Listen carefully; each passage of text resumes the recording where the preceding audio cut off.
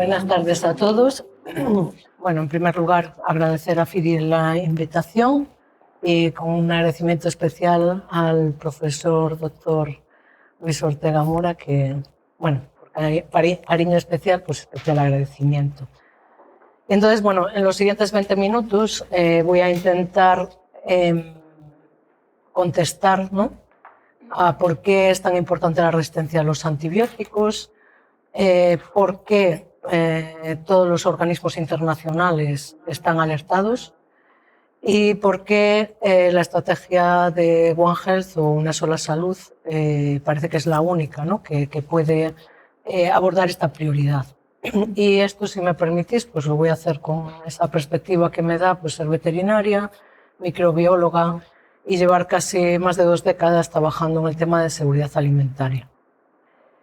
Y bueno, en primer lugar, bueno, ya me advirtieron que muchas cifras no, y mucho texto tampoco. Entonces, simplemente son ilustraciones de lo que os quiero decir. Aunque parezca que no tiene nada que ver una bacteria con los millones que somos hoy en día en el planeta, que somos 8.200 millones, con una proyección, ¿no?, de llegar a los 9.700 millones de personas, pues sí tiene mucho que ver, ¿no?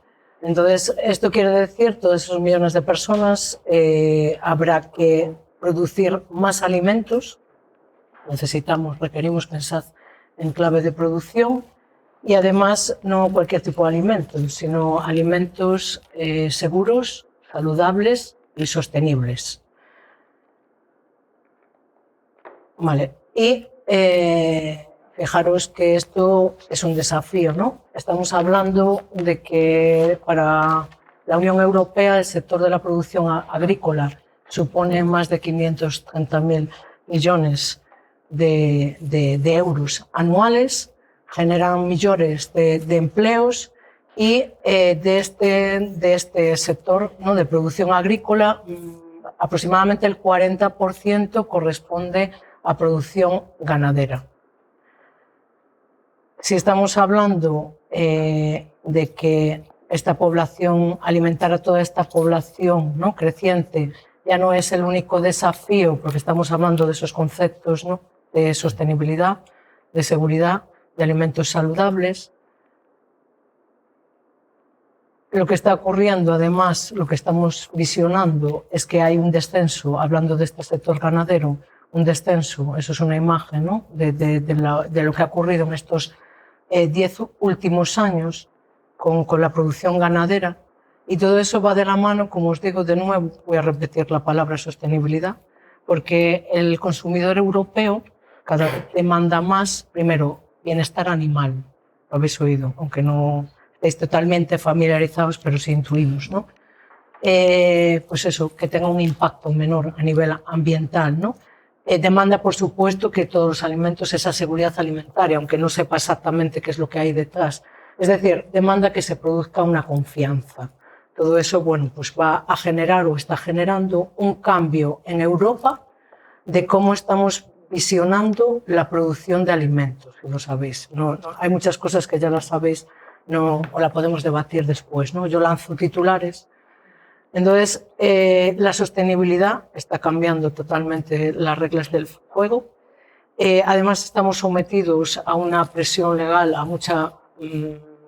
bueno, eso se lo dejo a Cristina, que seguro que desde la perspectiva del PRAN pues va a hacer hincapié en la presión que hay a nivel legislativo. Y además, como os digo, lo que se está reconduciendo, la producción de alimentos, es una producción, digamos, digital, que produzca un menor impacto ambiental, con la introducción de nuevos tipos de proteínas, pero quiero recordar una cosa, que no es sostenible, no siempre es, o al menos automáticamente, sinónimo de seguro. Y eso quiere decir que cada factor que introducimos en la producción de alimentos puede suponer la emergencia de un riesgo que hay que evaluar. ¿De acuerdo? Entonces, eso supone, como os digo, un cambio y nuevos retos. Cuando hablamos de sostenibilidad, y nosotros nos imaginamos, empezamos a imaginarnos, bueno, sostenibilidad, pues energías renovables, pensamos en el agua, pensamos en bioseguridad, bueno, pero sostenibilidad también significa mantener las herramientas que nos funcionan. Y una de las herramientas que está comprometida y por la que estamos hoy aquí son los antibióticos. Bueno, luego puedo pararme. Voy a hablar de antibióticos, está dentro de la gama de los antimicrobianos, ¿vale? Son todas las herramientas que actúan frente a los microorganismos. Microorganismos, todo lo que es microscópico. Entonces ahí hablaríamos pues, de bacterias, de virus, de parásitos microscópicos, de hongos. ¿De acuerdo? Lo que pasa que me voy a referir de todo a los antibióticos fundamentalmente porque la mayor parte de las infecciones y las que impactan son de tipo bacteriano y son las que tienen mayores consecuencias. Entonces, entended que en esta charla, cuando hablo de antimicrobianos, si se me escapa, estoy hablando de antibióticos, ¿vale? Entonces, esa herramienta, los antibióticos, deberíamos preservarlos. Es una de las herramientas que necesitan ser sostenibles, porque ponen en riesgo ponen en riesgo lo que es la filosofía de la granja a la mesa, el Pacto Verde Europeo, como veis ahí abajo, no en vano, para los objetivos que están marcados para mañana, para el 2030, como veis ahí aparece un 50, bueno, señalado 50%, no solo de reducir el uso de pesticidas, no solo reducir las pérdidas de nutrientes, o aumentar la producción ecológica, sino reducir en un 50% las ventas de antimicrobianos. Y bueno, solamente como os digo, Cristina os hablará con más profundidad, la resistencia a los antimicrobianos o a los antibióticos específicamente, esa pérdida de eficacia, entended que los animales también se ponen enfermos. Entonces, empeora su salud, su bienestar, disminuye la sostenibilidad de la producción y pone en riesgo la seguridad alimentaria. O sea que la falta de antibióticos no solamente es un problema en hospitalario, sino, como veis, compromete la producción de alimentos. Vale, y ahora se plantea uno la pregunta, ¿pero realmente esto es tan grave o es una cosa que están ahí en la universidad o los científicos dándole vueltas, ¿no? Podemos cuestionarnos, ¿esto qué dimensión tiene? Bueno, pues fijaros que debe de ser grave para que se celebrase una asamblea general, un monográfico, como digo yo, de la Organización de las Naciones Unidas, específicamente para abordar el tema de la resistencia a los antimicrobianos, donde se consiguió por primera vez una serie de compromisos políticos mundiales y uno de ellos, por simplificar, sería disminuir en un 10% las muertes por resistencia para, como digo yo, mañana, el 2030. Y todo esto, además, con el compromiso que fuera todo el mundo dijo, efectivamente, la única fórmula posible es teniendo en cuenta o utilizando esta estrategia de una sola salud. Y como os digo, esto ahora mismo está en todas las agendas internacionales. No fue en el 2024 solo, sino recientemente, si seguisteis el G7, ¿no? Hubo una cumbre de One Health en Lyon recientemente. Entonces, bueno, como os digo, están todas las agendas. Y si hablamos decimos, bueno, estábamos hablando de muertes, como os digo, hay que reducir un 10%, pero ¿por qué tantas muertes? Pues fijaros, seguramente en algún momento os llegó la cifra de 10 millones de muertes estimadas para el 2050.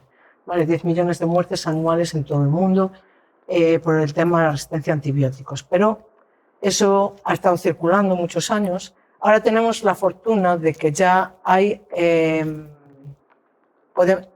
base a un análisis, ¿sabes? El Big Data Análisis, una proyección más rigurosa basado en observaciones en más de 200 países con un amplio número de bacterias y un amplio gama de antimicrobianos. Entonces ya tenemos una proyección más precisa. Entonces, si os fijáis, bueno, en el 2021 podemos hablar de que pasemos del 2021 de más de 1 millón de muertes directamente atribuibles a la resistencia, directamente, a estar hablando de 2 millones para el año 2050. Y eso sería directamente. Tenéis una cifra abajo que sería todo asociado.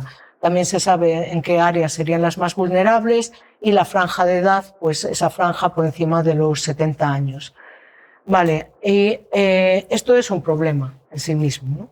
Evidentemente. Pero fijaros, a lo mejor si las muertes no son suficientes, hay una serie de cuestiones que, de nuevo, comprometen la sostenibilidad del sistema sanitario tal y como lo conocemos. Y es decir, fijaros, sí que hay esa estimación más precisa de 1.100 millones de euros al año de costes en Europa, y todo ello, pues los cálculos, pues os lo imagináis fácilmente. ¿Cuánto cuesta una hospitalización más larga? ¿Cuánto cuesta cambiar de un tratamiento porque este falla, eso está pasando? ¿Cuánto cuesta la menor productividad de la gente que está de baja? Pero además, yo creo que si pensamos en que ninguna cirugía, ni siquiera las menores, la quimioterapia, que sabemos nos toca de cerca, o los trasplantes, pero sobre todo la quimioterapia a lo mejor es algo que nos toca cada vez más cerca, ¿no? Una población envejecida, sería inviable sin el funcionamiento de los antibióticos y de los antimicrobianos en general, pero antibióticos, vamos a dejarlo ahí. Claro, tengo que tocar un par de diapositivas, ¿qué es esto de la resistencia a los antibióticos? Bueno, lo primero, resistentes, porque esto también a mis alumnos a veces, son las bacterias. Ni el ser humano ni los animales. Las bacterias son las resistentes a los antibióticos. Entonces, ocurre, ahí hay un esquemita de izquierda a derecha, ¿qué ocurre? Pues que cuando hablamos de una bacteria resistente, cuando sometida a unas concentraciones de antibiótico que afectan a sus compañeras, ellas no, ellas sobreviven, ¿no? Serían las naranjitas.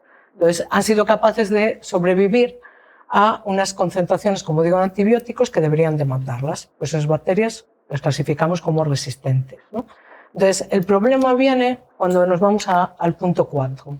Y es que la capacidad esa, que está codificada genéticamente, igual que nosotros codificamos cosas, pues ellos, la resistencia también está codificada, son capaces de transmitir ese mecanismo, esa capacidad a otras bacterias, incluso que no sean compañeras suyas, que no sean de la misma especie, especies diferentes, ¿no? Entonces, y hay una cosa, la resistencia no a los antibióticos, las bacterias, no ha sido generada por el ser humano. Es un fenómeno natural. Ellas llevan millones de años antes en este planeta y pensad que colonizando ecosistemas, aprendiendo a luchar contra otros microorganismos, incluso productores de antibióticos, porque tenemos antibióticos naturales. Entonces, esto es un fenómeno natural. Vale, y entonces, ¿cuál es el problema? El problema es que nosotros hemos hecho uso y abuso de los antibióticos y hemos acelerado este proceso de forma exponencial. Ese es el problema, ¿no? Y simplemente con un esquema muy sencillo, pues si ahí a la derecha eso que ves bueno, un flagelo, ¿no? Eso sería un esquema de una bacteria tan típica como los Escherichia coli que llevamos todos los presentes y la mayor parte de los animales en nuestro intestino. Vale, pues, ¿qué ocurre con mirad, los antibióticos son como una llave que va a buscar su cerradura, que es alguna de las partes de la bacteria. Entonces, el antibiótico encaja en una diana celular, que puede ser la pared, puede ser interna, y va a atacar alguno de los procesos metabólicos vitales para la bacteria, ya sea la producción de su pared, cualquiera de esas cosas, ¿no? Entonces, cuando el antibiótico encaja en su diana, la bacteria es sensible y nos la cargamos. Pero, ¿qué ocurre cuando la bacteria, que lleva más de 3.000 millones de años perfeccionando esta estrategia, la estrategia de cambiar de cerradura, de expulsar esa llave o bien destruir la llave, sobre todo destruir la llave? Producen enzimas, producen una serie de moléculas que son capaces de destruir esa llave o esos antibióticos. Y eso es lo que nosotros hemos acelerado y ellas lo han perfeccionado de forma loca, ¿no? Y de manera que, fijaros que no han pasado ni 100 años desde que la penicilina, que todas la conocemos, que se puso de forma, o sea, se produjo de forma suficiente en los años 1940 y gracias a las que se salvaron muchas vidas, ¿no? pues no pasaron ni 100 años desde ese momento a que esa cascada que veis ahí, es que lo que ocurrió es que a medida que iban saliendo familias de antibióticos, las bacterias se iban volviendo resistentes, así de forma muy, muy rápida. Y las farmacéuticas perdieron interés, etcétera. O sea, hay como más de 2 décadas que no se ha salido lo que es una familia nueva. Lo que estamos jugando ahora mismo es, o lo que están jugando, y lo explicará mejor Juan, perdón que me entré en tu terreno, pues será a combinar moléculas, ir modificando lo que ya había. Pero estamos a la expectativa, ¿no?, de motivar a las farmacéuticas. Hay 4... Y ya sabéis una cosa es que haya una perspectiva de un antibiótico, otra cosa que se pueda utilizar, pasa un tiempo, ensayos clínicos, etcétera, ¿no? Entonces estamos ahí. Vale, ¿y qué ocurre? Claro, no hemos estado parados. Quizás más o menos desde el año 2014 la Organización Mundial de la Salud saltó la alerta, la luz roja de, oiga, que tenemos un problema muy grave y no hemos estado quietos, ¿no? Entonces, bueno, pues os pongo, todas las instituciones han hecho algo. Voy a poner como ejemplo la Organización Mundial de la Salud, la OMS, ha hecho 2 cosas muy importantes. Bueno, pues lo que ha hecho es, por un lado, esta lista, la que llamo la lista la mía, que es, voy a categorizar, bueno, voy a priorizar los antibióticos que me quedan para que no los gastemos ya. Entonces voy a priorizarlos y, como veis, voy a salvaguardar esto, a lo mejor también. No me voy a parar mucho porque a lo mejor profundiza más Cristina, entonces voy a dejar unos solo para humanos, otros para animales y el resto ya veo cómo los voy dosificando. Y otra cosa muy relevante es identificar qué patógenos, qué bacterias son las de mayor riesgo, contra las que tengo que decir, oiga, que tienen que hacer moléculas, nuevos antibióticos específicamente para estas. Entonces, eso también es muy relevante. Y, por supuesto, una cosa que, como ya veis, he tenido algunas otras sesiones, simplemente voy a incidir o remarcar que por fin tenemos un plan. Esto fue muy relevante, aparte de lo que hace la Organización Mundial de la Salud, pues decir, oye, vamos a revisitar el concepto de una sola salud y vamos a dejar de que sea solamente que se hable un veterinario o un médico y vamos a hacer algo más. Entonces, fijaros, esto es ya las 4 de referencia, que serían, bueno, las 4 autoridades de referencia mundial, que serían la FAO, una que, si no conocéis, la que era OIE, que es la Organización Mundial de la Salud Animal, la OMSA, la OMS y el Programa de las Naciones Unidas para el Medio Ambiente, pues dijeron, efectivamente, revisitamos un concepto que es tan antiguo como 5 siglos antes de Cristo, lo decía Hipócrates, pero vamos a darle otra vuelta, que es el concepto de una sola salud. ¿Y en qué consiste esta renovación, este concepto nuevo, esta estrategia? Pues consiste en una cosa, en que es un enfoque integrador, integración, lo veis ahí, de todos los sectores que hay en el planeta. O sea, hay que tratar los problemas, las prioridades a diferentes niveles de la sociedad, tienen que estar todos integrados, somos un dominó. Si una pieza se caen todas detrás. Entonces, un concepto integrador. Entonces, ¿por qué? Porque hay una interdependencia total de cualquier tipo de ecosistema. ¿Vale? Si lo simplificamos entre salud humana, animal y medio ambiente, pero sabéis que hay múltiples ecosistemas dentro del medio ambiente, todo está interrelacionado. Y hay una cosa muy importante. Hoy estamos hablando aquí de una sola salud como estrategia integradora para hacer frente a una prioridad, que es la resistencia a los antibióticos, pero ya lo habéis tocado para todo tema prioritario para salvar el planeta. Vamos a hablar de salud global planetaria. Entonces, ya sea suministro de agua suficiente y limpio, alimentos seguros y nutritivos, todo eso está en la definición que firmaron esas 4 instituciones. Cambio climático, o sea, es la única estrategia reconocida en todas las agendas políticas mundiales que puede hacer frente a lo que está poniendo en riesgo el planeta.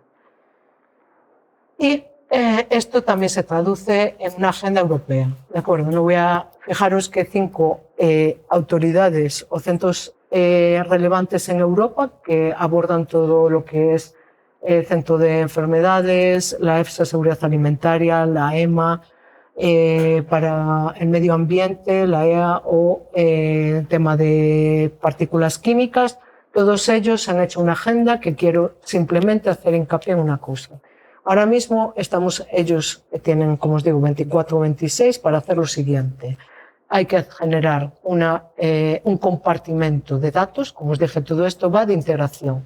Tenemos que buscar una manera de compartir datos y tenemos que buscar una manera de evaluación integrada de riesgos y una alerta temprana. Ahora ya no estamos en actuar cuando ocurre, estamos en prevenir y actuar ya.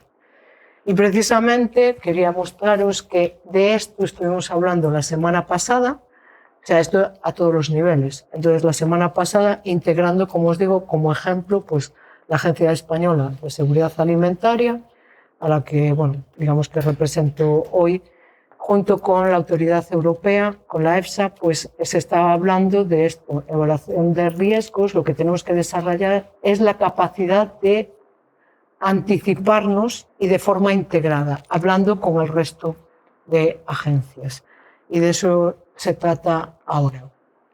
Y ya voy bien de tiempo, ¿verdad, Luis? Vale, perfecto. Tengo aquí Entonces, ahora si me permitís una cosa, que es hablar desde el concepto que hemos visto, hemos visitado, ¿no? Todo lo que es, se está comprometiendo la producción animal, se está comprometiendo los sistemas sanitarios, se está haciendo algo, tenemos un plan basado en One Health. Entonces, bueno, pues quería poner algún ejemplo, alguna evidencia de la que he sido testigo a lo largo de mi vida y que nos dice que las crisis también, bueno, hablando de seguridad alimentaria, son las que nos hacen reaccionar, ¿no?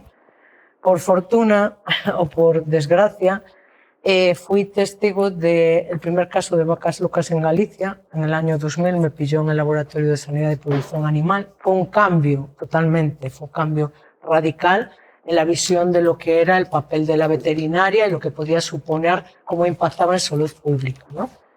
Luego me ocurrió que también fui testigo del tema de la enfermedad de las hamburguesas. No sé si os suena, fue cuando por primera vez un tipo de Escherichia coli producía colitis hemorrágica, síndrome urémico hemolítico. Estaba muy de moda, entonces me tocó hacer la tesis de eso. Entonces, sí, no, y aprendí mucho, tanto así que me gustó tanto el Escherichia coli que me quedé con él.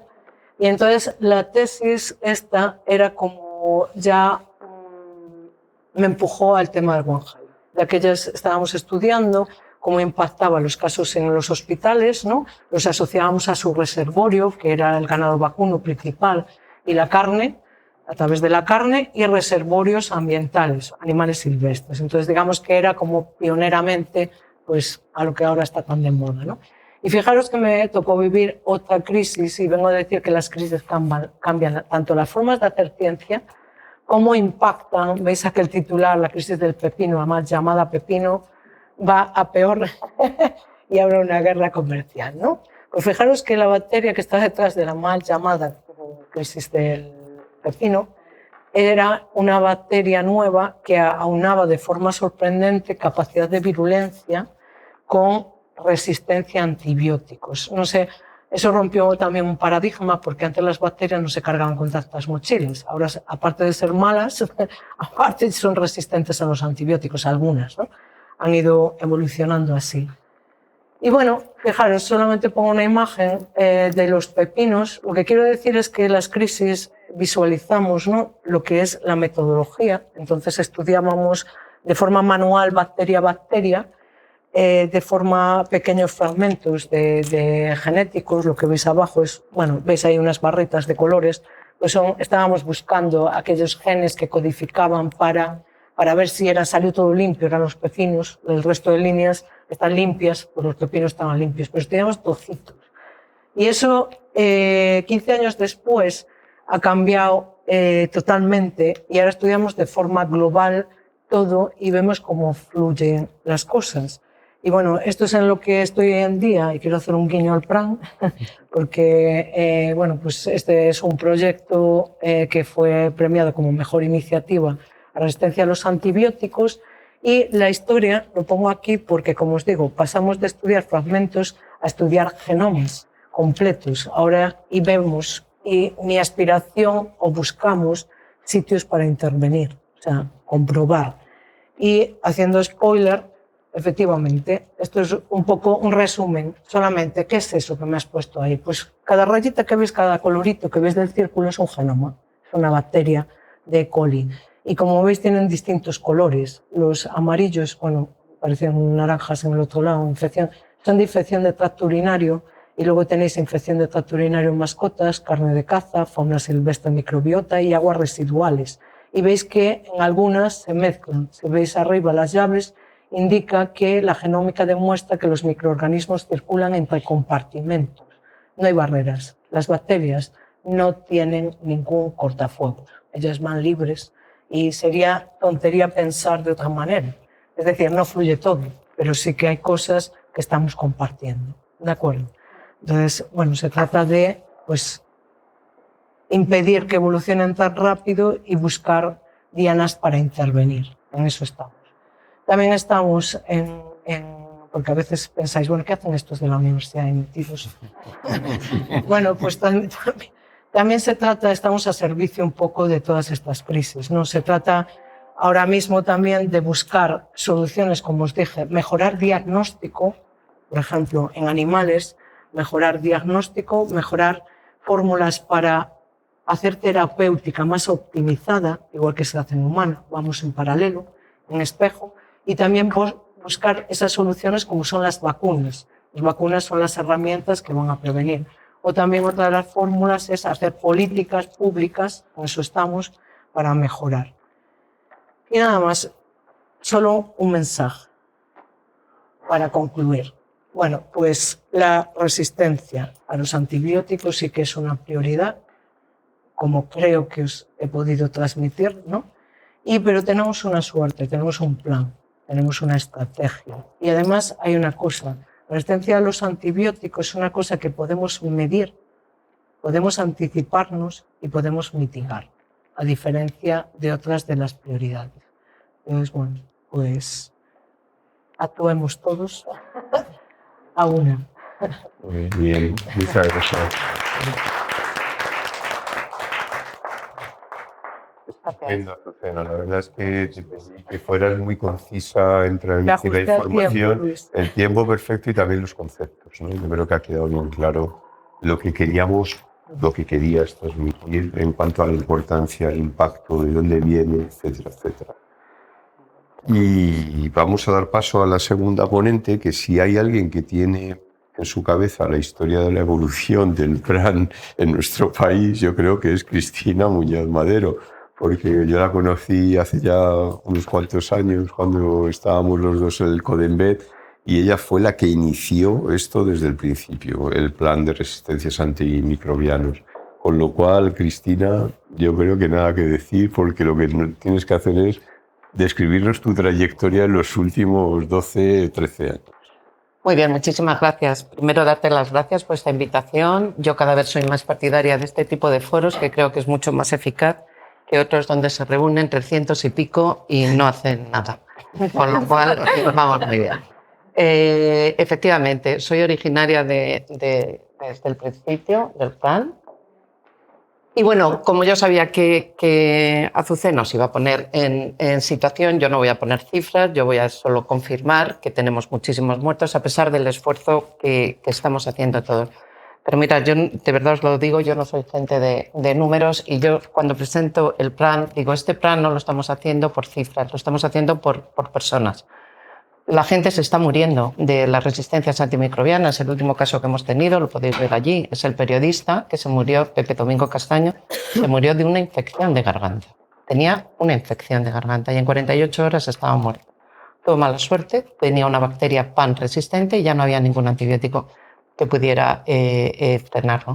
Nosotros hacemos muchas veces abierto al público en general el 18N, que es el día del uso prudente del antibiótico. Hacemos una jornada abierta que tratamos temas así, pues para tratar a la gente, involucrarla en este tema.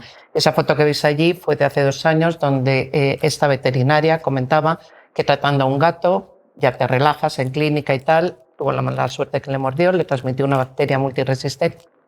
Ella estuvo casi 1 año en coma, luego 1 año que casi le tenían que amputar un brazo, y al cabo de ese tiempo se fue recuperando.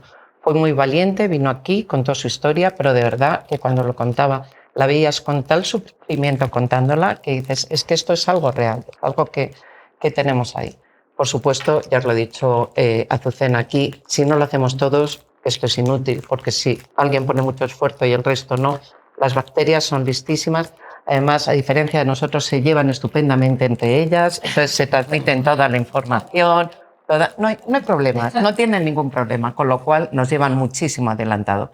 Entonces, efectivamente, en el cuatripartito que veis allí, firmamos un memorándum, nos pone un marco de trabajo a nivel mundial, por supuesto, a nivel de la Unión Europea exactamente igual. Tenemos firmado y desarrollado un plan de trabajo a nivel de la Unión Europea y, por supuesto, en España no podíamos ser menos y tenemos un plan. Os pongo ahora mismo el plan 25-27 porque es en el que me voy a centrar, que es en el que estamos trabajando actualmente. Pero os voy a contar efectivamente desde el principio. Mira, el Plan Nacional lo coordina la Agencia Española del Medicamento y diréis, ¿por qué? Pues porque ahora hablamos muchísimo de One Health, pero yo os puedo asegurar que en el año 2012, cuando me acerqué a mis compañeros de Humana y yo les expliqué que teníamos que iniciar este proceso y que teníamos que estar desde una perspectiva One Health, no tuve ningún problema en que me entendieran.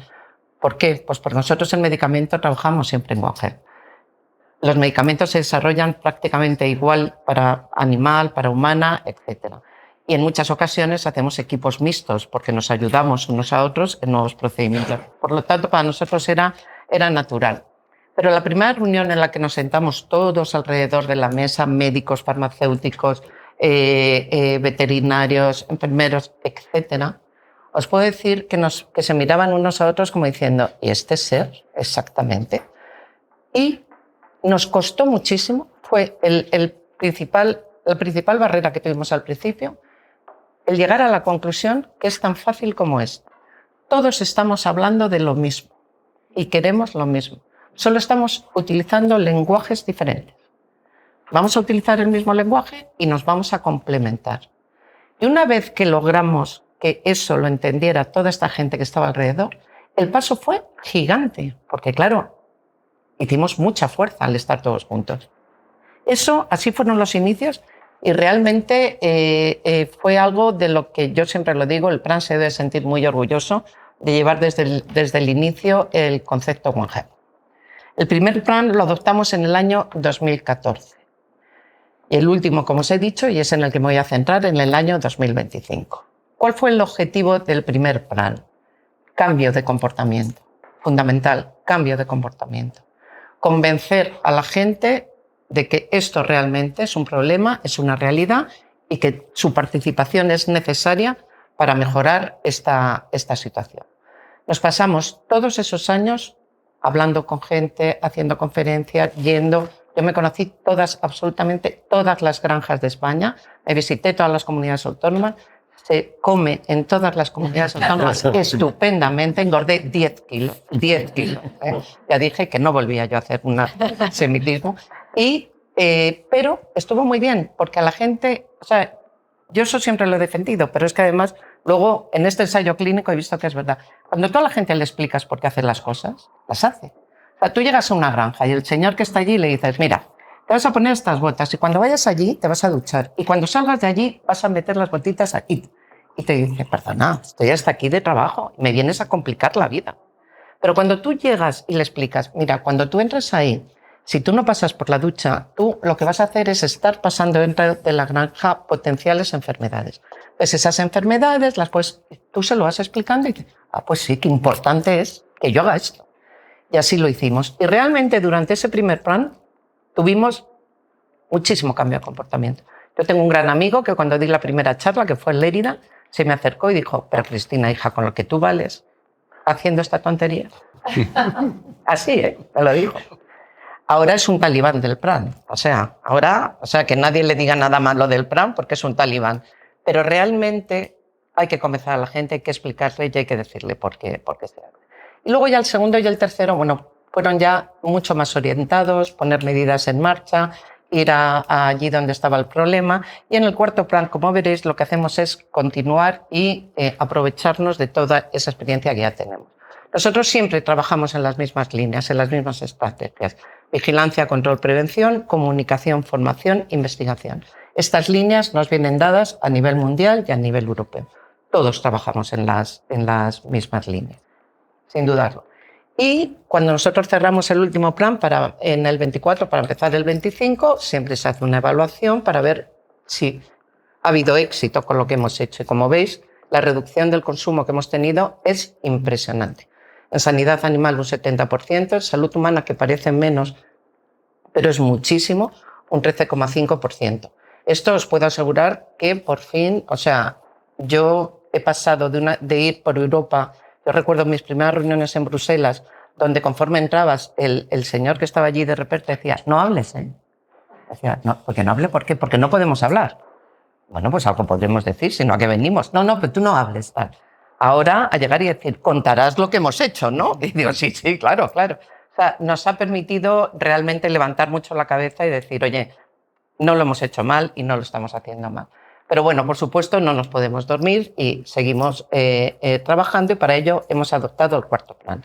Mirad, yo me voy a enfocar hoy en la parte de sanidad animal, pero todo esto que os voy a contar está hecho igual en humana e integrado en medio ambiente.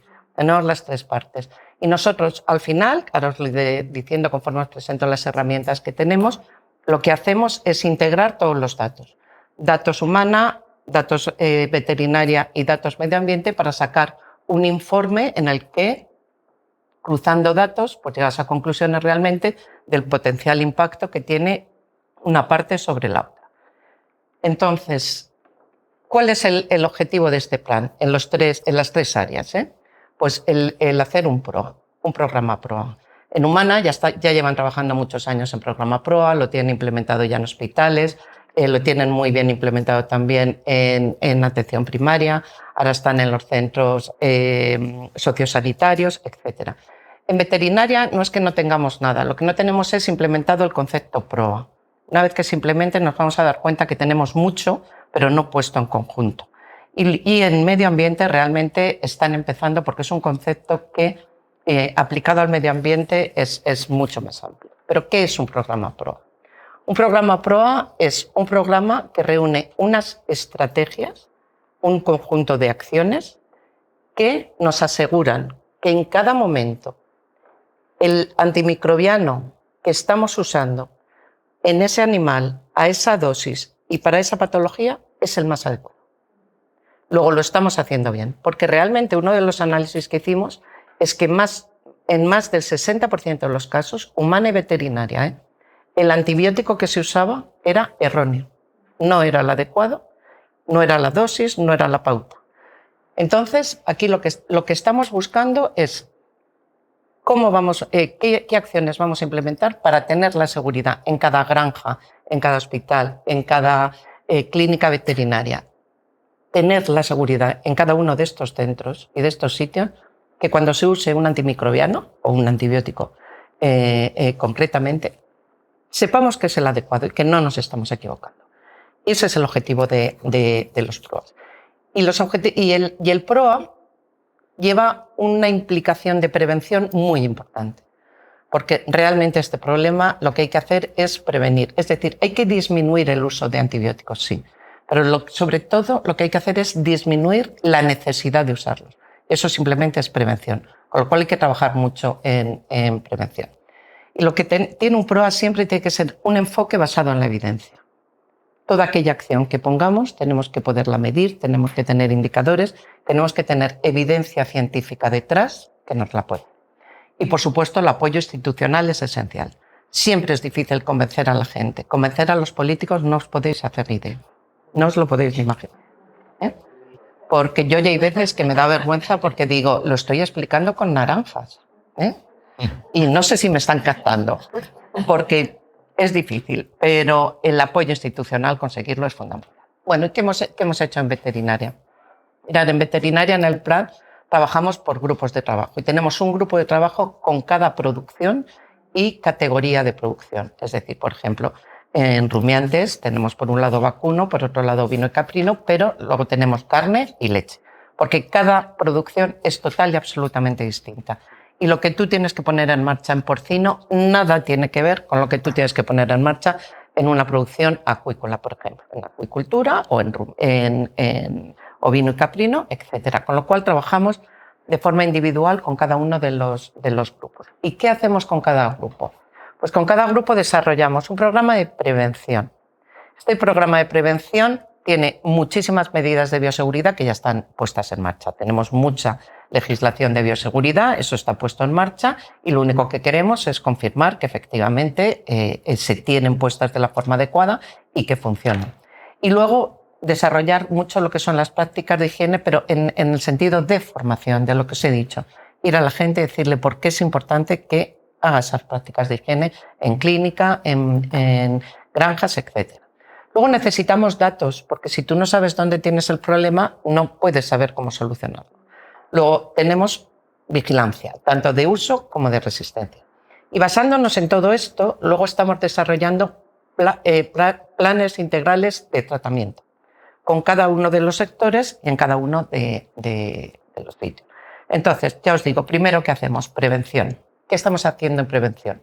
Pues mira, en prevención tenemos dos grupos de trabajo, uno con animales de producción y otro con pequeños animales. Hemos iniciado en fase piloto con pequeños animales. ¿Por qué? Pues porque simplemente nos era más fácil. Y os voy a decir por qué. Porque no hay legislación aquí de medidas de bioseguridad, etc. Mientras que en producción hay mucha legislación. En producción tenemos, digamos, que negociar o que implementar a mucha más gente que participa de toda esa parte de prevención. Y esto, en cambio, lo hemos podido poner en marcha muy fácilmente. Tenemos dos grandes hospitales que están participando de forma voluntaria. ¿Y qué es lo que estamos haciendo? Estamos haciendo un grupo de trabajo de prevención y control de infecciones. Es decir, tú tienes que prevenir y controlar, pero también tienes que saber qué problema de infecciones tienes y qué medidas tienes que poner para esa infección en concreto.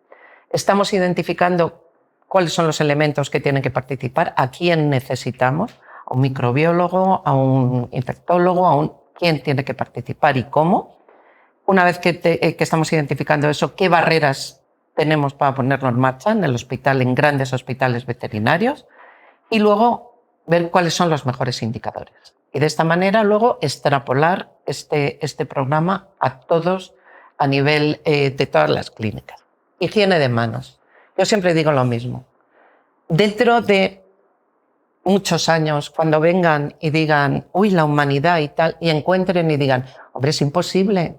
En el siglo XXI no sabían lavarse las manos. Así les ha ido. Pero es que es cierto. Es que seguimos explicando higiene de manos. Tenemos que seguir haciendo campañas y tenemos que seguir enseñando a la gente lo importante que es la higiene de manos y el impacto que tiene en la reducción de las infecciones. Hospitales, granjas, clínicas veterinarias, etc.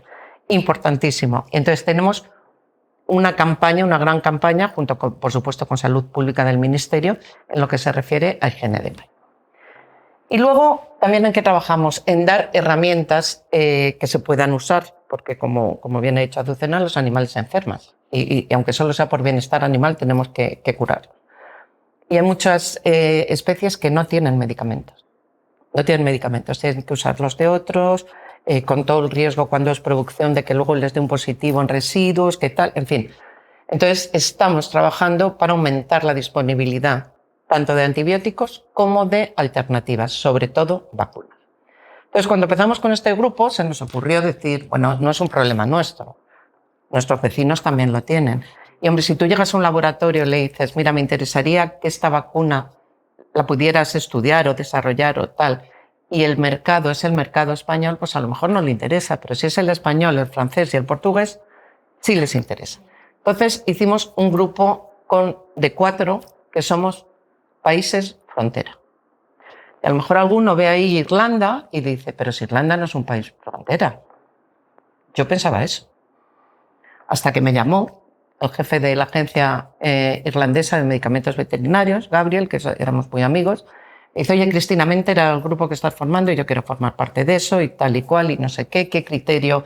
Digo, no, el criterio que hemos iniciado eran con los países frontera, pero vamos, era por facilidad.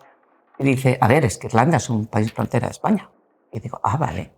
Y dice, sí, porque los países frontera no son solo los que comparten frontera, son los que comparten ideales y objetivos. Y tú y yo esto lo estamos compartiendo. Digo, me has convencido, Gabriel, ahora mismo estamos. y es el cuatripartito nuestro en el que estamos trabajando. ¿Y en qué hemos trabajado aquí? Pues mirad, nuevos antibióticos. Estamos trabajando para desarrollar no nuevos antibióticos, sino nuevos medicamentos en el mercado para, sobre todo, lo que se denominan especies menores, que básicamente es cunicultura, para caprino, para acuicultura, tienen muy pocos medicamentos. Sobre todo estamos trabajando en vacunas, y en vacunas no solo nuevas, sino identificar, porque estamos descubriendo que a veces hay unas vacunas que ya no se usan porque ya no había determinadas enfermedades y ahora tenemos esas enfermedades reemergentes y que de repente pues estaban, por ejemplo, en Bulgaria. Bueno, pues nos acercamos a los laboratorios que las tienen y decimos, oye, ¿por qué no las reactiváis? ¿Por qué tal y cual? El mercado que os ofrecemos son, de momento, estos 4 mercados. Y bueno, de momento tenemos bastante, o sea, sí que hemos conseguido en 3 vacunas que lo hagan. Mucho en diagnóstico rápido, es muy importante diagnosticar de forma muy rápida qué es lo que tenemos. Estamos trabajando en nuevas formas farmacéuticas y en nuevos formatos, porque realmente hay veces que tenemos el medicamento, pero no lo puedes aplicar. Tú no tienes un determinado medicamento para un perro, por ejemplo, y dices, ya, pero lo tengo para cerdo. Que sí, pero lo tengo en sacos de 25 kilos. ¿Cómo voy a usar eso para el perro? Entonces, nuevas formas farmacéuticas, pero también nuevos formatos. Y también hemos hecho en paralelo una app que es con todos los antimicrobianos que tenemos en el mercado para que de una forma muy rápida la gente que está en el campo se la descargue y de una forma muy rápida pueda saber las herramientas que tiene adecuadas para tratar esa patología. Por supuesto, ahora estamos trabajando con la IA para que bueno, ya sea algo súper sencillo y mucho más completo. Segundo punto que os he dicho que estábamos vital para un PROA, la vigilancia. Pues la vigilancia la hacemos de 2 formas. Vigilamos lo que consumimos. Vigilamos lo que consumimos de 2 fuentes, lo que se vende y lo que se usa a nivel de especie. Con todo esto, lo que hacemos es un informe y como esto lo estamos haciendo y además ya tenemos base legal a nivel europeo, pues lo llevamos a Europa, al proyecto que se denomina USABET, y con esto se publica anualmente un informe en el que lo primero que se dice es no queremos comparar entre países y lo segundo es una gráfica donde venimos todos los países con los que consumimos y tú dices, pues ¿cómo lo disimuláis? Realmente pero la verdad es que esto sí que dio un empujón al principio a que mucha gente empezase a trabajar, viese el panorama y entre ellos España, que no sabíamos que cuando empezamos a recoger datos, por supuesto, éramos los máximos consumidores en Europa, tanto en el sector veterinario como en el sector humano. Entonces, por un lado, lo que hacemos es así y luego con cada grupo de trabajo de especies les damos sus datos, vemos si ha aumentado, si ha disminuido y vemos si hay un problema. Pongo un caso. Este año, por ejemplo, porcino ha aumentado mucho consumo de antibióticos en relación con el año pasado. ¿Por qué? Porque tiene un problema de PIRS, que es un problema vírico, pero tiene muchísimas infecciones secundarias ese problema vírico. Con lo cual, realmente ha habido una razón, hay una justificación para ese aumento. Todos estos nosotros, por supuesto, lo publicamos con total y absolutamente transparencia en nuestra página web. Cualquiera puede entrar allí, consultarlo con distintos criterios y ver cómo estamos cada año. Luego también vigilamos resistencias. Para vigilar resistencias estamos ahora mismo desarrollando el proyecto, que es denominamos mapa epidemiológico. El concepto de este mapa son 2. Darle primero una herramienta al veterinario clínico que está en el campo. ¿Y cómo? Hasta ahora, todos los datos que teníamos de resistencias a nivel de laboratorios clínicos que se las mandaba un veterinario porque tal y cual, no se usaban. Y hay muchísimos datos, no se usaban. Y entonces decimos, pues si los ponemos todos juntos, tenemos una información valiosísima. Primero, de cómo estamos a nivel nacional, cómo estamos a nivel regional y cómo estamos a nivel de granja. Cada uno puede tener acceso a su nivel. Quiero decir, un veterinario puede tener acceso a sus datos. No va a tener acceso a los de la granja de otro. Pero sí puede tener acceso a los de su comarca. Suma todos los de su comarca y le da una idea muy clara de, primero, los problemas, los aislados que en esa comarca hay de lo mismo, y luego él lo que hace es consultar una línea temporal y cuál es el mejor tratamiento para ese caso en esa comarca. Y el mapa le da dos respuestas. La primera, diciéndole los porcentajes de sensibilidad en forma de gráfico, y la segunda le da la recomendación directamente. Es decir, para este tal te recomiendo concretamente este antibiótico. Con una particularidad: no se pueden incluir antibióticos de uso restringido, es decir, nosotros tenemos una lista en la que está prohibido en veterinaria usar determinados antimicrobianos, no antibióticos, antimicrobianos, porque están puestos todos los antivirales de Humana ahí. ¿Cuál es el problema? Cuando los laboratorios hacen determinación para veterinaria, ponen esos antibióticos que no se pueden usar en veterinaria y determinan la resistencia o sensibilidad que tengan. Claro, la mayoría salen sensibles a eso. Es la mejor opción que les sale. ¿De qué te sirve si en el campo no lo vas a poder usar? Entonces, lo único que sirve es para confundir. O sea, me estás diciendo que use este cuando lo tengo prohibido en veterinaria, pues entonces una de las cosas que tenemos es que prohibido meter cualquier molécula que no se pueda usar en veterinaria y que no esté en un medicamento veterinario puesto en el mercado para esa patología, es decir, que lo pueda usar. Porque si le vamos a dar una recomendación que luego es inviable, pues nada. Y esto es lo que os digo, que luego cruzamos con Humana. Y un grupo que acabamos de crear, que es el Grupo de Vigilancia en las Resistencias en Fauna Silvestre, porque la vigilancia aquí es muy curiosa. Se hace como a poquitos. Uy, que viene la peste. Vamos a vigilar aquí un grupo. Uy, a lo mejor esta enfermedad, esta que viene por vectores, tenemos que vigilar. Vamos, otro grupito. Y os digo lo mismo, y los datos están por ahí aislados. Entonces, ¿qué es lo que queremos con este grupo? Pues hemos localizado o tratar de integrar a toda esa gente que está trabajando en esto. Y primero vamos a poner todos los datos juntos, que nos van a dar mucha más información. Y luego vamos a ver si estamos vigilando todo lo que tenemos que vigilar. Y luego, como veis ahí, aquí entra también la parte de medio ambiente.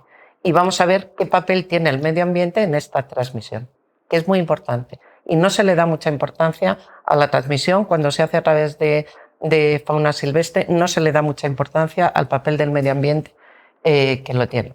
Y luego, con todos estos datos, ¿qué hacemos? Pues desarrollamos un plan integral de tratamiento, que por supuesto empieza por una estrategia de vacunación. Y mirad, lo primero que nos dimos cuenta es que la estrategia de vacunación no solo es el poner a disposición de los usuarios las vacunas, que por supuesto también es el primer paso, es que una vez que las tengas, tienes que formar y capacitar al personal. La mayoría de las comunicaciones que tenemos de falta de eficacia se refieren a vacunas.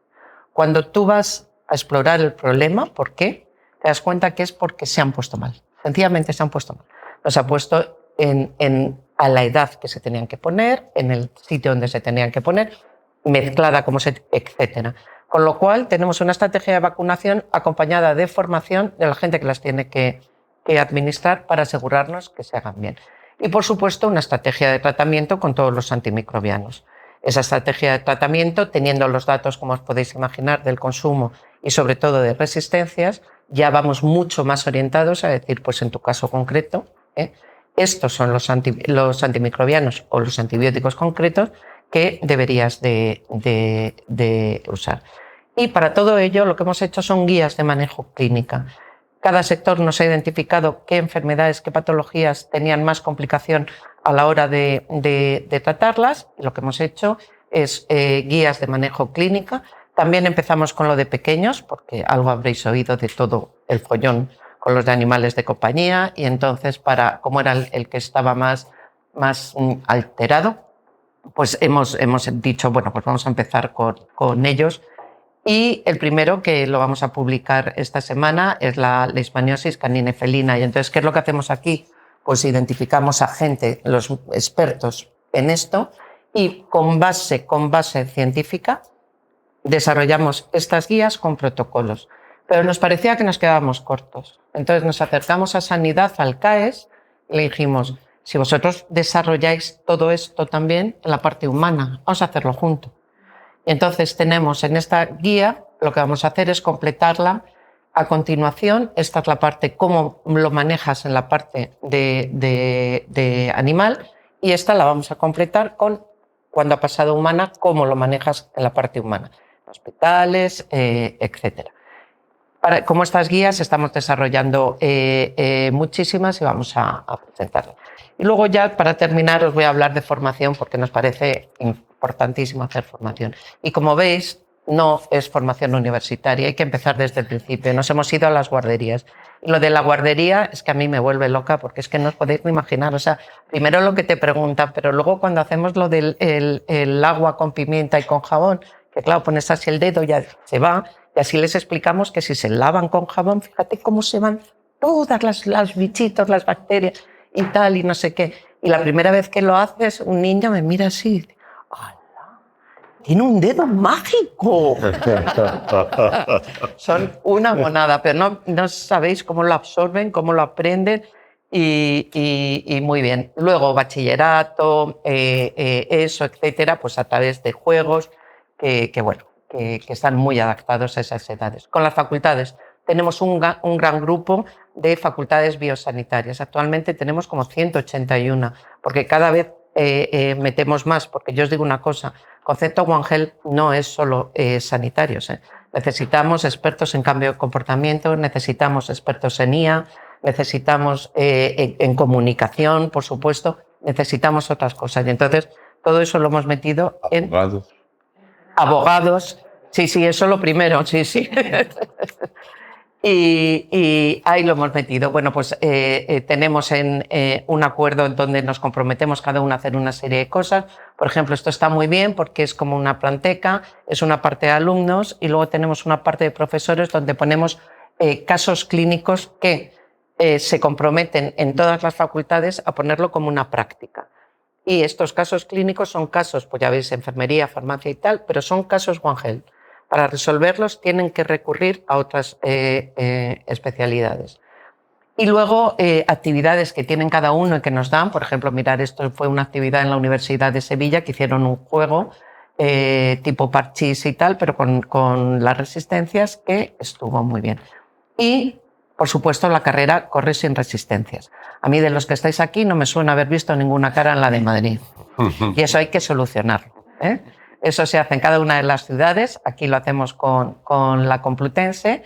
Tenemos la edición este año, 14-15 de noviembre. Son 5 kilómetros, se puede andar, se puede charlar, se puede llevar al perro, se puede llevar al niño, se puede llevar a la suegra. Para todos tenemos premios. Puedo asegurar, la primera suegra, y esto es literalmente cierto, la primera suegra que ha entrado, literalmente cierto. El primer perro, el primer niño, sí. Y tenemos muchas categorías y es muy divertido. Y cada vez va más gente y la verdad que es un día, es una mañana que van las familias y tal, y es bastante divertido. Por supuesto, vamos con formación un poco específica pues, para animal de producción, programas PROA, veterinarios oficiales, etcétera. Y por último, ya terminar con comunicación. Tenemos siempre en las redes sociales pues, como campañas cada 2 años. Estas han sido las 2 últimas campañas. La última que tenemos es la de esa que veis de los antibióticos siempre con receta, en la que pues ponemos distintas circunstancias en las que alguien va a tomar un antibiótico mal y como veis, bueno, pues empieza a llorar y en fin, y le explica que no lo tiene que tomar mal y como lo tiene que tomar está bien. Tenemos cartelería con este formato, tanto humana como veterinaria, y luego os he dado un símbolo para que lo luzcáis. Este es el símbolo mundial de la resistencia a los antibióticos. Lo hicimos con un concurso que llevamos en el marco de una acción europea. Como veis, hemos conseguido que el director general de la OMS no se lo quita. Yo creo que duerme, en el pijama se lo pone, porque desde que se lo dimos siempre lo he visto con él, lo cual es de agradecer. Pero bueno, hemos conseguido, la verdad es que lo lleve muchísima gente y yo os lo he dado. Yo os lo he dado para que significa que cada uno de los que lo tenéis ya tenéis mucha responsabilidad en esto. Es decir, esto nosotros, el PRAN, somos alguien que coordinamos, pero cada uno tenemos nuestras responsabilidades de donde estamos, no lo dudéis. Entonces, hombre, antes no conocíais la responsabilidad que teníais, pero ahora sí lo sabéis. Luego ya no tenéis ninguna excusa. O sea, desde donde estéis, desde vuestro trabajo, desde vuestro día a día, sin dudarlo, tenéis que decir, todos somos PRAN, que no Hacienda. Y ya sabéis, a colaborar y a colaborar. Muchas gracias. Muchas gracias, Cristina. Yo ya avanzaba que si había alguien con el plan en la cabeza, eras tú. Y yo creo que nos lo acabas de demostrar. Muy bien, pues nada, vamos a seguir avanzando y le pasamos el testigo a Juan con la parte médica. Muchas gracias. Estamos muy atentos a lo que nos cuentes. Bueno, muchas gracias a FIDE por la invitación, a Luis por la organización, que es siempre tan seria y tan brillante, y por supuesto a las dos ponentes que me han precedido, a las que admiro desde hoy, ya os conocí, pero más. Entonces, claro, me dejan en un tercer lugar, que es el que corresponde para hablar de lo humano, lógicamente. Y entonces, bueno, dicen que los actores cuando van a actuar siempre tienen que tener nervios, porque si no tienen nervios ya es que ya han perdido las cualidades, ¿no? Yo la verdad es que después de kilómetros y kilómetros de charlas y conferencias nunca he tenido nervios. Lo que he tenido siempre es dudas. O sea, ¿qué os cuento, no? Que sea relevante, que no se solape. Y entonces, bueno, pensé que lógicamente ellas iban a hablar pues, de las partes de lo general y de la organización y, por supuesto, del plan y de los aspectos microbiológicos. Y entonces, bueno, pues claro, yo, primero, en atención a que vosotros, y os conozco ya de varias veces, sois muy inteligentes, pues tengo que daros algo que sea útil, ¿no? Y yo creo que lo útil son los datos. Y eso es lo que os voy a dar. Es verdad que en la sobremesa los números son un poco aburridos, pero bueno, vamos a hacerlo rápido e indoloro. Vamos a ver si consigo que pase la de abajo, ¿no? Vale, entonces, para los datos, lógicamente, he ido a los que los tienen, ¿no? Que amablemente me los han cedido, ¿no? Por ejemplo, el servicio de microbiología de mi hospital, que amablemente la doctora Yolanda Gil me ha pasado sus datos de sensibilidad de microorganismos del año 25, ¿vale? Y os voy a comentar brevemente. Bueno, los microbiólogos, lógicamente, es una de sus tareas, ¿no? O sea, que eso hay que ponerlo en valor. Para eso están, entre otras cosas, ¿no? Para orientar los tratamientos empíricos. Si no entendéis algo, no os preocupéis, porque lo importante en realidad son las últimas 3 diapositivas. O sea, que el tratamiento empírico es el que damos sin saber lo que estamos tratando. Ponemos un tratamiento a ver si funciona, ¿no? Y se orienta gracias a estos hallazgos microbiológicos previos al histórico local, ¿no? El histórico local de Nueva Zelanda pues no me afecta, pero el de mi hospital sí, ¿no? Y por supuesto son una base de la actuación del PROA. El PROA ya lo ha comentado anteriormente nuestra ponente, de manera que del plan, así que voy a pasar muy rápidamente y voy a contaros lo que hay en mi hospital. A la izquierda tenéis nombres de microbios, da igual, son microbios. O sea, no importa, no son nuestros amigos, o sea que no importa el nombre. Lo que sí que veis es que hay muchos numeritos por en medio, unos son verdes, otros amarillos y otros rojos. Rojo es por encima o cercano al 50%, o sea, menos del 50% de sensibilidad, ¿vale? O sea, quiere decirse que de cada 2 veces que nos encontramos esa infección, una no la podemos tratar con ese antibiótico. Es una situación que, como veis, empieza a teñir, tiende al rojo, ¿no? Tiende al rojo.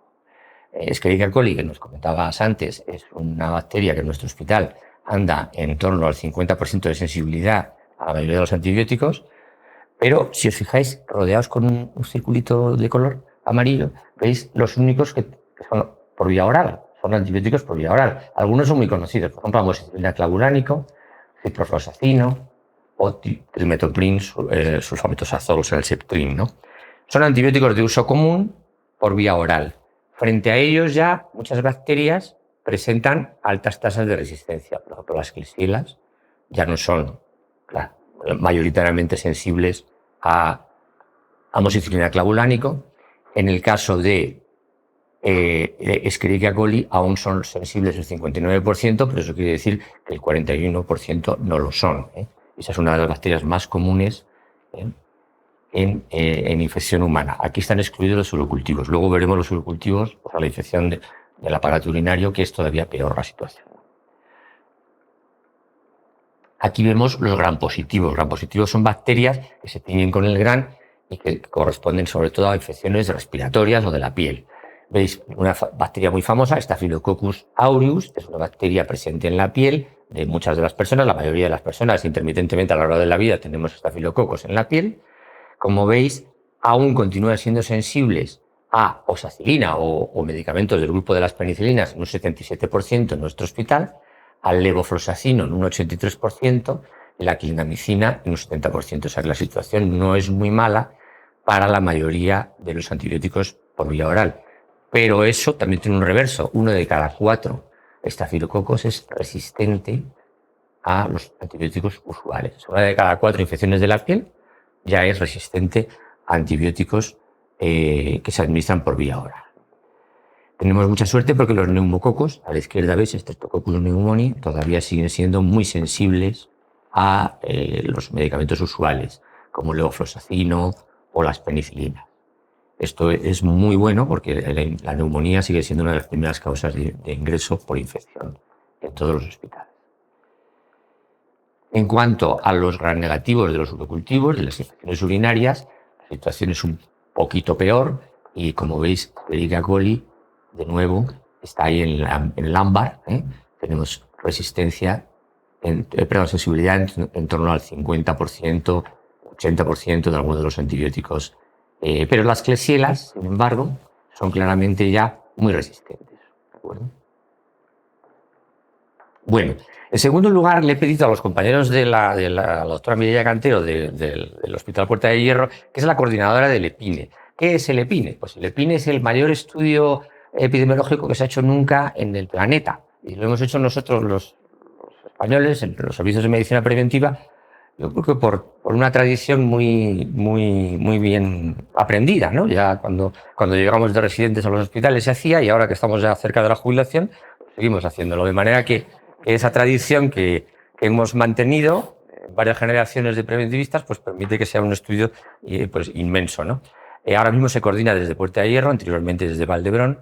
Se hacen todos los pacientes ingresados en hospitales de españoles, hospitales de agudos, durante una quincena, durante 2 semanas al año. Y bueno, lo financia el Ministerio y los datos se utilizan ya como un estándar, ¿no? a nivel nacional. Entran en el estudio unos 60.000 pacientes al año, ahí es nada, ¿no? Y participan unos 300 hospitales. Bueno, como veis, quitando el año 20, que no se hizo, todos los demás, la evolución de participantes es más o menos estable. Estamos casi, yo diría, en el máximo, como veis. Los últimos años 17, 18 y 19 han vuelto a ser igualados ya en el 23 y 25, o sea que mantenemos esa cifra de 60.000 pacientes al año y unos 300 hospitales. La prevalencia, ¿qué significa prevalencia? Yo la prevalencia la explicaba con la olla del caníbal. Ya no es políticamente correcto, pues no puedes hablar de nada, y mucho menos decir la palabra caníbal, pero es muy gráfica para los alumnos pequeños, ¿no?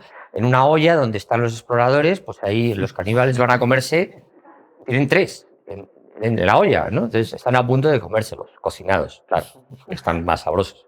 Pero hay uno muy fuerte que se escapa de la olla por curación, ¿de acuerdo? Hay otro que entra porque ha sido incauto y él mismo se ha metido en la olla, y hay finalmente alguno que muere cocinado y es comido, ¿no? O sea, en la prevalencia es el porcentaje de los que hay en un momento dado de lo que sea, en este caso de la infección. De la prevalencia se escapa por 2 vías, por la curación, lo cual es un éxito, por la muerte, que es un desastre. En la prevalencia de infecciones en los hospitales españoles estamos ahí en el torno del 7%. Solo el último año ha habido una reducción ya un poquito interesante, pero anteriormente os puedo asegurar que en ese 7, 7,5, 7,6, 7,8 estamos siempre. O sea, que de cada 100 compaisanos españoles nuestros que están ahora mismo en hospitales, 7 aproximadamente tienen una infección en este momento. Y hablamos de infección IRA, infección relacionada con la asistencia. O sea, no hablamos de infección comunitaria, infección adquirida en la calle, hablamos de infección adquirida en el hospital. En Europa este estudio lo hacen cada 5 o 10 años, en concreto el último fue en 2017, y ellos andaban en torno al 5,9%. Quizá tengan algo más y no lo saben, porque nuestro estudio es más exigente, ¿eh? Nosotros somos un poquito más exigentes con los criterios. Estamos ahí, ahí, a la par. En cuanto a infección comunitaria, o sea, la infección que adquirimos en la calle, en nuestra casa, en nuestra vida, el porcentaje se duplica o casi se triplica. El año último que os he puesto es 7% de infección relacionada con la asistencia, o sea, adquirida en el hospital, 17,8% de infección comunitaria. Así que 17 y 7 son 24, en torno al 25% de los pacientes, 1 de cada 4 de los pacientes que hay ahora mismo en La Paz, en el Marañón, en Valdebrón, tienen una infección. Bien sea comunitaria, 2/3, bien sea nosocomial u hospitalaria, 1/3. ¿Qué infecciones son? Pues básicamente las podemos categorizar en 4 grupos. Bacteriemias, o sea, las infecciones de la sangre, o sea, que están extendidas en todo el cuerpo. Las infecciones quirúrgicas, o sea, del sitio quirúrgico de donde nos han operado, de la herida, del órgano que nos han intervenido. Respiratorias y urinarias. Esos son los grandes grupos. Como veis, hay una cierta constancia, pero hay algo que empieza a reducirse. Vamos a ver el puntito. Empezamos a reducir claramente. Ay, ese punto, el punto no va. Bueno, ahí lo tenemos. Ese, claro, no se puede proyectar un punto en una pantalla brillante. Es un oxímoron. Es un contrasentido. Un puntito en una pantalla brillante no. La rayita ámbar, veis que hay una rayita naranja o ámbar, veis que va reduciéndose. Esas son las infecciones urinarias. Luego os diré por qué se reducen las infecciones urinarias. También parece que por fin empiezan a reducirse las bacteriemias, ¿vale? En cambio, están bastante estables las infecciones quirúrgicas y respecto de las respiratorias también hay una bajada muy grande, pero solo es debido a que hubo una subida muy grande cuando el COVID. O sea que al final, el año 25 vuelve a estar muy cerca del año 19. O sea, las infecciones respiratorias no hemos conseguido que bajen. Las infecciones urinarias sí y las bacterias también. Bien, y los antimicrobianos. ¿Cómo usamos antibióticos? Nosotros miramos también no solo antibióticos, pero bueno, da igual, antimicrobianos. Pues ahí estamos, o sea, igual, o sea, ahí no hay cambio. Estamos en torno al 45% de todos los pacientes que están ingresados en este momento tienen un antibiótico puesto. Y estamos ahí claramente unos 10 puntos por encima de nuestro entorno europeo. O sea, damos más antibióticos en España que en el mundo, o nuestro mundo, o en los países que nos rodean. Respecto de los antibióticos, aquí hay unos nombres rarísimos, pero os diré simplemente que, por ejemplo, uno muy conocido como la amoxicilina clavulánico, la Aumentine, que todos habremos tomado una vez, se ha reducido un poquito su uso, ¿vale? En las infecciones relacionadas con la asistencia, pero sigue siendo uno de los más frecuentes. Estriasona ha aumentado y, bueno, pues algunos se mantienen, algunos están repuntando en vistas a que hay relativa sensibilidad, pues el Septrino, el trimethoprim, sulfometosazol está volviendo a ser utilizado. Pero eso es porque se está viendo que todavía es útil. Habíamos pensado que ya no lo era y ahora descubrimos que un viejo antibiótico resulta útil, ¿no? Que es algo también que se ha comentado anteriormente y es muy interesante. Hay antibióticos antiguos, como la colistina, que hubo que recuperarlo prácticamente de los libros de historia y ahora es muy útil en las bacterias multiresistentes. Bueno, fijaos en la última columna, eso fue el COVID.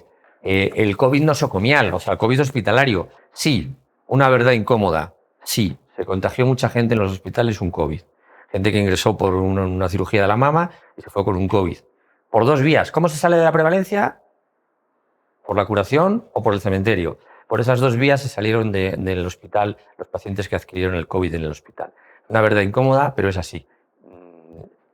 No nos sirve más que para aprender. Creo que es la conclusión que podemos sacar. ¿Qué bacterias son las más frecuentes en las infecciones relacionadas con la asistencia? Pues tu querido Escherichia coli, como no podía ser de otro modo, elegiste bien, quedaste en el sitio adecuado. Después, las infecciones de la piel, es verdad, los pacientes los operamos vía cutánea, todavía, la mayoría de ellos. Se puede operar por otras vías, sí. Se puede llegar al intestino a través de la vagina, por ejemplo. Eso es una manera de operar ahora relativamente posible. No digo que sea la frecuente, pero se podría llegar. O por vía, por supuesto, endoscópica. Pero generalmente a los pacientes los operamos a través de la piel, así que la infección hospitalaria por estafilococo es muy frecuente. Y a partir de ahí una serie de microbios con nombres muy raros, que por cierto los microbiólogos cada 5 años nos cambian para pillarnos en descuido. Nos cambian los nombres para que así no sepamos cómo se llaman los demás. ¿Y cómo están los multiresistentes dentro de las IAS? O sea, dentro de las infecciones relacionadas con la asistencia, es decir, las infecciones adquiridas en el hospital. Pues están más o menos así. Desde un 51% que fue el top en el año 2009 hasta un 28% actual. Creemos, aunque bueno, hay que reconocer que los epidemiólogos somos máquinas de buscar sesgos. Sesgo quiere decir error sistemática o apariencia caritativa. O sea, yo puedo creerme esto que digo aquí y me gustaría creerlo, pero un epidemiólogo siempre tiene que tener dudas, ¿no? Siempre tiene que estar lleno de dudas.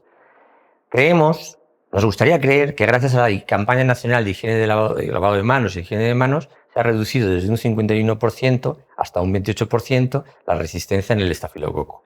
Seguramente ha influido, pero no creo que sea la última causa, habrá otras causas. 1 de cada 4 estafilococos es multiresistente actualmente. Partíamos de un 50%.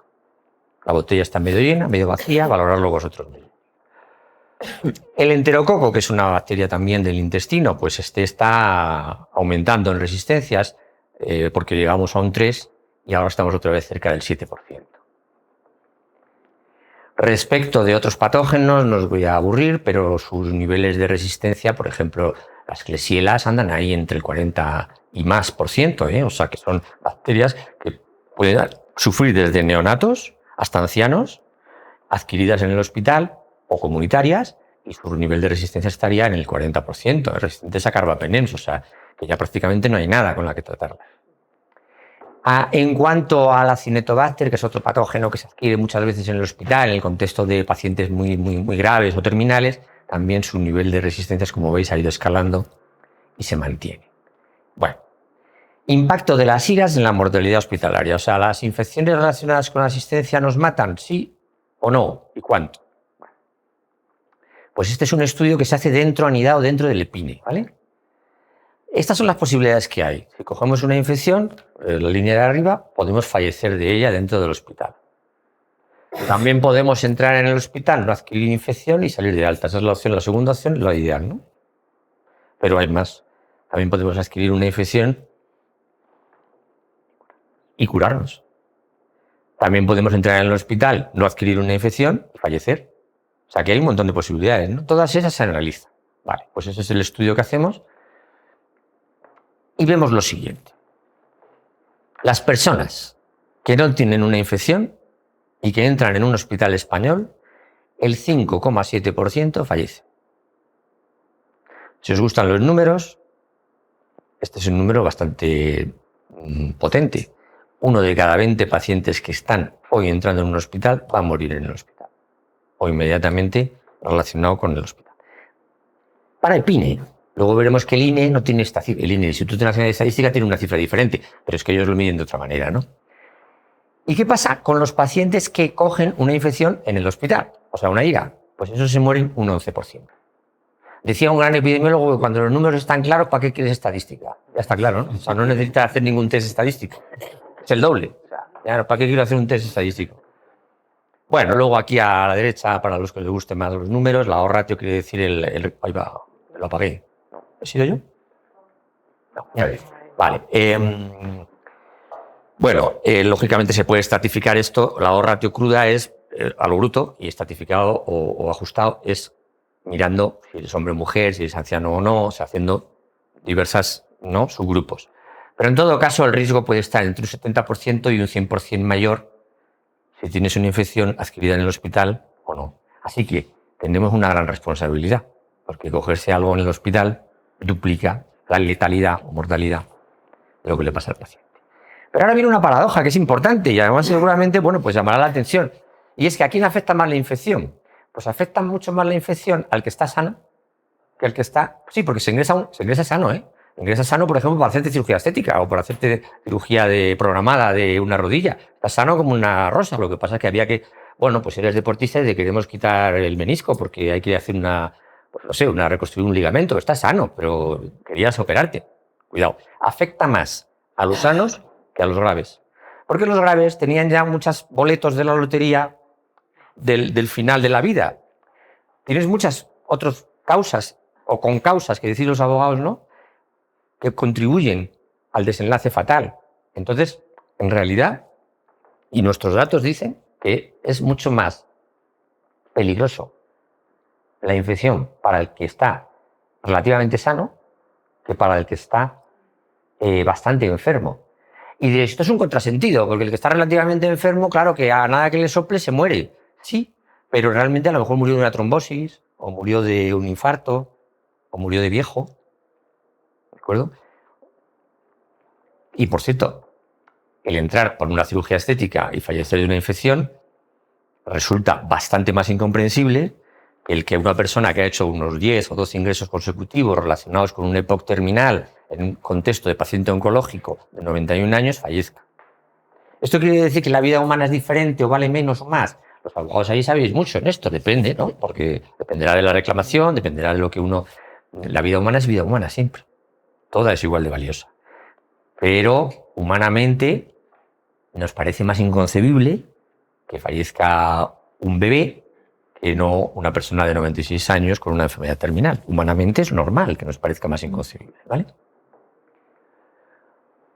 Así que es inversamente proporcional el efecto a la gravedad. Hemos dicho que la muerte en pacientes con IRAS es del 41%, pero el total de muertes atribuibles a esa infección es el 3%. O sea que esa es la mortalidad atribuible poblacional. El 3% de los fallecimientos de un hospital se pueden atribuir a la infección. ¿De acuerdo? Vamos a ir haciendo ya, por tanto, el resumen. Hemos visto que la prevalencia o el porcentaje de infecciones relacionadas con la asistencia está en torno al 7 y pico %. Hemos visto que el riesgo o la ratio es parecido, es un 70% mayor si tienes infección. Hemos visto que los que tienen infección se van a morir debido a esa infección en un 41%, o sea, la causa de la muerte va a ser un 41% en la infección, pero de todo el hospital atribuimos a la infección hospitalaria un 3% de la letalidad, ¿vale? Como tenemos 4.800.000, casi 5 millones de altas al año, y la mortalidad hospitalaria, según nuestros datos, era un 5, pero vamos a ser más benignos y ponemos los datos del INE, que es un 4, calculamos el 3% de ese número de altas y de ese número de mortalidad hospitalaria del INE y obtenemos 6.774 muertes al año debidas a infecciones relacionadas con la asistencia en España. Esto lo ha publicado Mireia y su equipo en Neurosurveillance hace un mes. Ahora te doy la cita. Sí. Y finalmente, pues es un artículo muy bonito, es muy interesante. No, parece que lo vemos enseguida. Mira, es Cantero, Mireia Cantero, es el 26.31.7. 26.31.7 de Eurosurveillance. Muy bien. Comparación. Accidentes de tráfico. ¿Cuántos mueren en España? 1.800. Suicidios, 4.000. Debidos al cáncer de mama, 6.000 y pico. O sea, las infecciones relacionadas con la asistencia están por encima de esas tres causas y solo están por debajo de la diabetes, cáncer de colon, el infarto. O sea, es una de las grandes causas de mortalidad en España. ¿De acuerdo? La infección relacionada con la asistencia. Pero, en fin, vamos ahora a nuestro asunto. ¿Y los multiresistentes? ¿Cuántos son de estos los multiresistentes? Bueno, pues, primero, por grupos. Ahí tenemos todas, las multiresistentes, ¿vale? Las urinarias, las quirúrgicas, las infecciones respiratorias y el resto, ¿no? Digestivas y tal. Solo veis que la mortalidad es más alta en todos los grupos, pero donde es claramente más alta es en las infecciones respiratorias, ¿vale? Y también las del aparato digestivo. En las demás podríamos, incluso, por ejemplo, en las bacteriemias estaríamos ahí a la par, ¿no? Pero, en fin, en general, en todas es más alta. A nuestros resultados de PINE. Por la prevalencia de multiresistentes tenemos un 2% de esa mortalidad asociada a la infección relacionada con la asistencia es por multiresistentes, ¿vale? La mortalidad atribuible poblacional, o sea, en el global de la mortalidad es un 0,38. O sea, decíamos que se nos morían en torno al 5% en el hospital, pues un 0,38% corresponden a infecciones relacionadas con la asistencia y multiresistentes, ¿vale? Total, 811 al año.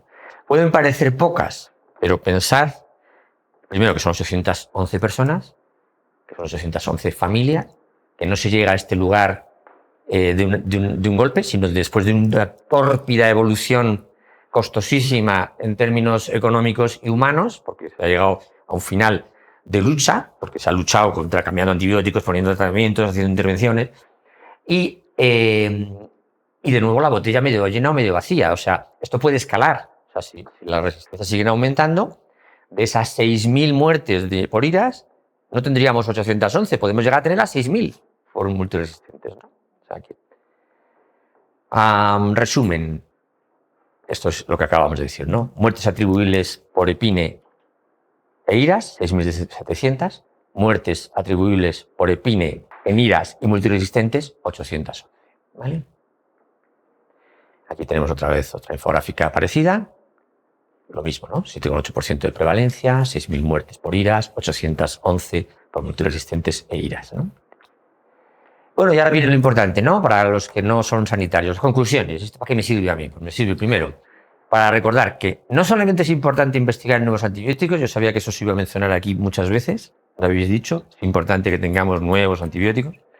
No solamente es importante minimizar y racionalizar el uso de antibióticos, se ha contado aquí muchas veces todos los esfuerzos educativos, toda esa importancia de hacer educación desde la escuela hasta los médicos, pasando por todas las edades. No solamente es importante eso, sino que quizá, y permitidme, lo más importante quizá, desde mi punto de vista, es reducir las infecciones. Limpiamente y llanamente, lisa y llanamente. Disminuir las infecciones. Y especialmente las relacionadas con la asistencia, por razones prácticas y éticas. Y ahí es donde entran los abogados, claro. Por supuesto, para vosotros, especialmente dedicado. La infección nosocomial se paga, ya lo sabéis. Claro, se paga lógicamente al que la pide. No todos reclaman, pero todo es escalable, ¿eh? Pueden llegar a reclamarlo todos. Casi todos van a la mediación esta que hace CERMAS y tal, o sea, reciben la indemnización y ya está, hasta que dejen de hacerlo, porque se den cuenta de que hay más posibilidades de obtener más por el litigio. Ten pleitos y gánalos, decía la maldición. Pero es verdad que esto es un atípico español, el que todo el mundo acepte ahí la compensación y no vayan al litigio. En otros países van al litigio, ¿no? Pero además por razones éticas, ¿no? O sea, y luego está la segunda víctima. No sé si sabéis lo que es la segunda víctima. La segunda víctima es el profesional sanitario. Cuando se te muere un paciente por una infección incurable, ¿cómo se te queda el cuerpo, amigo? Tú eres el intensivista, tú eres el internista, tú eres el que tienes que decirle al familiar que no había tratamiento. Entonces eso erosiona, eso daña y eso produce también enfermedad en el profesional. Bueno, y las medidas para prevención son muy sencillas, se ha mencionado, lo sabía, pero hemos de recalcarlo siempre que podamos. La higiene de manos. Hay un aspecto clave y es la reducción en el número de catéteres venosos, especialmente de catéteres venosos periféricos. O sea, cuando entras en un hospital te colocan una vía. ¿Para qué? Bueno, no siempre está justificado, ¿eh? Y esto es muy importante. Y esto hay que decirlo, y hay que insistir en esto, ¿eh? No acabar en... Eso daría para una monográfica. Y luego los catéteres urinarios innecesarios. Ahí sí se ha reducido mucho el uso de la sonda vesical. Por eso se ha reducido la infección urinaria. ¿Os acordáis de una rayita ámbar que se ha reducido? Gracias a eso, a que no ponemos tantas sondas como antes. Antes entrabas en un hospital te colocaban una sonda, ¿eh? ¿Por qué? Porque estabas en un hospital. Eso ya prácticamente no existe. ¿Y nosotros qué podemos hacer? Nosotros, como ciudadanos, como personas, pues primero no fumar. Dices, ¿qué tiene que ver no fumar? Por supuesto. Cuando fumas tienes entre 10 y 20 años menos de esperanza de vida y bueno, no voy a dar un número, pero un número importante de una probabilidad muy superior de ingresar en hospitales, con lo cual vas a adquirir infecciones hospitalarias, de tener patología respiratoria, infecciones respiratorias, que van a requerir antibióticos, que van a seleccionar cepas resistentes, etc. No beber. Los pacientes alcohólicos o bebedores habituales tienen también mucho riesgo de infección. Los pacientes hepáticos, ¿no? Por ejemplo, tienen un altísimo riesgo de infección. Mantener actividad física por alguna razón relativamente misteriosa, porque no está bien estudiado. Las personas que hacen actividad física o que corren tienen mucha menos de que ir a la carrera, tienen muchas menos infecciones respiratorias. Y, por supuesto, vacunarse. Después del COVID hemos visto una aparición sorprendente, un brote de personas antivacunas que nunca lo habían sido, ¿no? Yo llamo el yayo antivacunas, no lo había visto en mi vida. Todos los abuelos decían lo que usted diga, doctor, eso ya no lo dicen. Nunca dice un abuelo eso. Dicen, mi nieto me ha mandado una cosa que he visto en el móvil y ya se cuestionan, hasta los abuelos se cuestionan las vacunas. Y eso es todo, por mi parte. Gracias.